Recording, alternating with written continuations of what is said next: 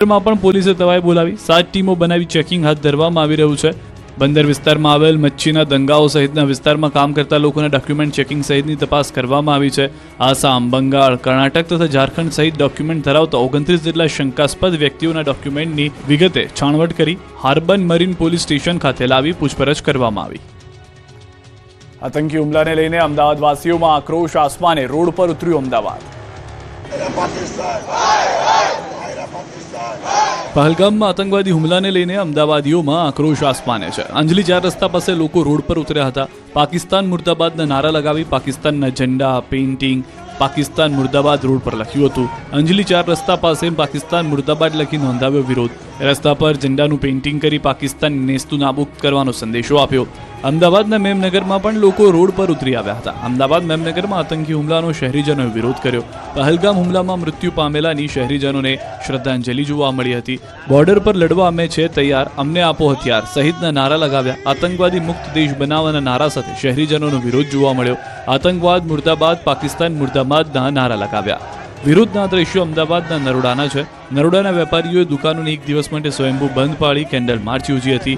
નરોડા મુક્તિધામમાં યોજાયેલી આ કેન્ડલ માર્ચમાં અનેક વેપારી અને તુલસી ક્યારો સમૂહ લગ્ન સમિતિના આગેવાનો સહિત સ્થાનિકોએ પણ મોટી સંખ્યામાં ભાગ લીધો હતો। બીજી તરફ નિકોલના સ્થાનિક લોકોએ કેન્ડલ માર્ચમાં લોકો જોડાઈ મૃતકોને શ્રદ્ધાંજલિ આપી હતી। આ રેલી અમદાવાદના દરિયાપુરમાં નીકળી। અમદાવાદના દરિયાપુર તેમજ કાલુપુરના વિસ્તારમાં રેલી કાઢી રોષ વ્યક્ત કરાયો હતો। મુસ્લિમ સમાજ દ્વારા કઢાયેલી રેલીમાં 10,000 કરતાં પણ વધુ લોકો જોડાયા હતા। રેલીમાં પાકિસ્તાન મુર્દાબાદ, આતંકવાદ મુર્દાબાદના નારા લગાવ્યા। આ રેલીમાં વેપારી મહામંડળના પ્રમુખ મેઘરાજભાઈ સહિતના અન્ય વેપારી આગેવાનોનું સ્થાનિક મુસ્લિમોએ પાણીની બોટલ અને લીંબુ પાણી આપી સ્વાગત કર્યું હતું। હિન્દુસ્તાન જિંદાબાદ, પાકિસ્તાન મુર્દાબાદના નારા સાથે સમગ્ર વિસ્તાર ગુંજી ઉઠ્યો હતો। આ તરફ ગોધરા અને જામનગરમાં પણ વિરોધ જોવા મળ્યો। જમ્મુ કાશ્મીરના પહેલગામમાં થયેલા આતંકી હુમલાના વિરોધમાં મોરવા હડફનું સંતરોડ સાલિયા બજાર સ્વયંભૂ બંધ રહ્યું હતું। સ્થાનિક વેપારીઓએ પોતાની દુકાનો બંધ રાખી આતંકવાદ પ્રવૃત્તિને જડમૂળમાંથી નાબૂદ કરવાની માંગણી કરી હતી। બીજી તરફ ગ્રામ્ય વિસ્તારોમાંથી પણ ગ્રાહકોએ બજારમાં ખરીદી માટે નહીં આવી બંધને સમર્થન આપ્યું। બજાર બંધને પગલે સ્વયંભૂ કર્ફ્યુ જેવો માહોલ સંતરોડ બજારમાં જોવા મળ્યો। ઉપસ્થિત વેપારીઓ અને અગ્રણીઓએ પાકિસ્તાન મુર્દાબાદના નારા લગાવી સરકારને પાકિસ્તાનમાં જઈ આતંકવાદીઓને જડબાતોડ જવાબ આપવાની માંગણી કરી હતી। આ તરફ કાશ્મીરમાં થયેલ આતંકી હુમલા વિરુદ્ધ જામનગર વૈષ્ણવ સમાજે કઠોર નિંદા પ્રસ્તાવ બહાર પાડ્યો।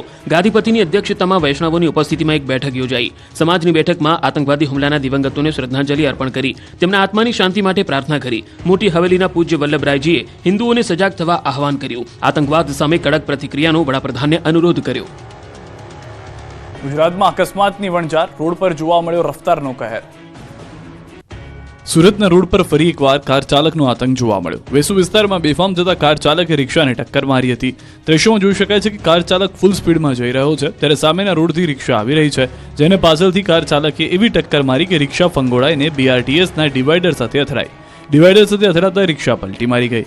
રિક્ષા પલટી મારતા 1.5 વર્ષનું બાળક બહાર ફંગોળાયું। રિક્ષા નીચે કેટલાક લોકો દબાતા ઈજા પહોંચી। 4ને સિવિલ હોસ્પિટલે ખસેડાયા। 1.5 વર્ષીય બાળકનું કરુણ મોત થયું। પોલીસે બેફામ કાર ચાલકની ધરપકડ કરી। કાર ચાલક રોંગ સાઈડમાં આવતો હોવાના પરિવારે આક્ષેપ કર્યા છે। રોડના રાજા માનતા ટ્રક ચાલકે જાણે પોતાના નામે રોડ હોય તે રીતે જોખમી રીતે ડ્રાઇવિંગ કર્યું।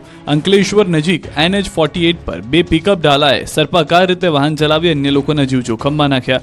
બંને પિકઅપ ચાલકે હાઈવે પર રેસ લગાવી હોય એવા દ્રશ્યો કેદ થયા। માત્ર 10,000 રૂપિયા માટે યુવકને પટ્ટે માર્યો। 2 લોકોએ નીચે બેસાડ્યો, પછી 2-3 વ્યક્તિએ કરી લાફાવાળી પટ્ટાવાળી, પછી એક વ્યક્તિએ સોફા પર બેસાડ્યો અને અન્ય લોકો પટ્ટા લઈને તૂટી પડ્યા। પછી સુડાવ્યો નીચે અને 2 પગ બાંધી પગના તળિયે પટ્ટા માર્યા। યુવકને બેરહેમીથી મારના દ્રશ્યો અમદાવાદના છે। વિકી ગેંગના સભ્યોએ યુવાનને માત્ર 10,000 રૂપિયા માટે કંઈક આ રીતે મારી અદમુઓ કરી નાખ્યો। કેટલાક શખ્સો ખુલ્લેઆમ દાદાગીરી કરી હતી। યુવકનું અપહરણ કરીને તેને એક ઘરમાં લઈ ગયા હતા।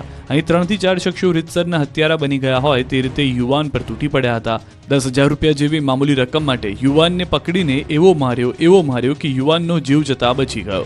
યુવક લોકો સામે 2 હાથ જોડી લાચારી કરતો જોવા મળ્યો, આજીજી કરતો જોવા મળ્યો, પરંતુ આવેશમાં આવેલા શખ્સોએ કોઈ વાત સાંભળવા તૈયાર જ ન હોય તેવું દેખાડ્યું। બેરહેમીથી મારનો આ વિડીયો વસ્ત્રાલ વિસ્તારનો હોવાનો દાવો છે। 10મી એપ્રિલ આસપાસનો વિડીયો હવે વાયરલ થયો છે। વિકી ગેંગના સભ્યોની સંડોવણી હોવાની શક્યતા છે। કડીમાં જમીન બાબતે થયું જીવલેણ ધીંગાણું। ખેતરમાં ચાલતા જોરદાર ધીંગાણાના દ્રશ્યો છે કડીના વેકરા ગામના. અહીં સીમમાં કેટલાક શખ્સોએ જમીન બાબતથી જીવલેણ હુમલો કર્યો હતો. વેકરા ગામની સીમમાં ધીંગાણું થયું. મનન પટેલ નામના બિલ્ડર અને ભાગીદારોની જમીન હતી. વેચાણ માટે રાખેલી જમીન માથાભારે શખ્સોએ પોતાના નામે કરી લીધી. આ અંગેની જાણ થતાં જમીન માલિકી મેળવવા કડી કોર્ટમાં દાવો દાખલ કરવામાં આવ્યો. મનન પટેલ નામના બિલ્ડર અને ભાગીદારોએ દાવો કર્યો હતો. કોર્ટના હુકમથી જમીનનું પંચનામું કરવામાં આવ્યું. પંચનામાનું બંદૂક રાખી જમીન પચાવી પાડનાર મેહુલ રબારી સહિત ટોળાએ હુમલો કર્યો. લાકડીઓ, ધારિયા અને છરી જેવા પ્રાણઘાતક હથિયારોથી હુમલો કર્યો. જમીન માલિક બંને ભાગીદારોને એવા માર્યા કે હાથ પગ તૂટી ગયા. બંનેના પગ તોડી નાખ્યા અને કમરનો મણકો તૂટી ગયો. શરીર ઉપર પહેરેલા દાગીના અને ઘડિયાળ તોડી નાખી. આ અંગેની મેહુલ રબારી સહિત 15 શખ્સો સામે પોલીસ ફરિયાદ થઈ. જૂનાગઢ પોલીસના જાપ્તામાંથી કેદી મુઠ્ઠીઓ વાળી થયો ફરાર. આગળ કેદી અને પાછળ પોલીસ. ચોર પોલીસ રમત જેવા રિયલ દ્રશ્યો મોરબી પાસે સર્જાયા હતા. જૂનાગઢ પોલીસના જાપ્તામાંથી ચોર ભાગી ગયો હતો. જૂનાગઢની જેલમાંથી કાચા કામના કેદી હરસુખ ઉર્ફે ચુવી કાળુ વાઘેલાને પોલીસ લઈને મોરબી જઈ રહી હતી. જૂનાગઢ પોલીસની ગાડી ગરમ થઈ જતા મોરબી નજીક ખજૂરા હોટલના પાર્કિંગમાં રોકી હતી.